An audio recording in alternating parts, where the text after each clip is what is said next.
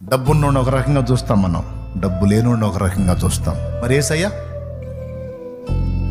అవునా? ఉద్యోగం ఉన్నోడిని ఒక రకంగా చూస్తాం, ఉద్యోగం లేనోడిని ఒక రకంగా మాట్లాడతాం. ఉద్యోగం ఉన్నోడిని రెస్పెక్ట్ చేస్తాం, గౌరవిస్తాం. వాడు వస్తే కుర్చీ వేస్తాం. ఉద్యోగం లేనోడు వస్తే వాడా ఏదంట కుర్చీ వేసేదా, వాడి కుర్చీ ఎందుకు ఎదురా అంటే, ఉద్యోగం వస్తే డబ్బు సంపాదిస్తే నువ్వు విలువిస్తావు, లేకపోతే ఇవ్వవా.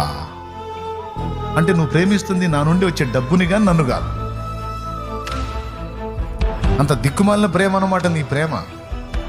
హోదాను చూసి, తమ్ముడో ఓ వింటున్నావా, స్తోత్రం చెప్పు. హోదాను చూసి, డబ్బును చూసి, తెలివితేటలు చూసి ఒకడిని గౌరవించటం. తెలివితేటలు లేని స్త్రీనైనా పురుషునైనా, ఏ తిక్కలదానా, ఏ రా, ఏ తిక్కలోడా, ఏ రా, ఏ తిక్కలదానా పో, ఏ తిక్కలోడా పో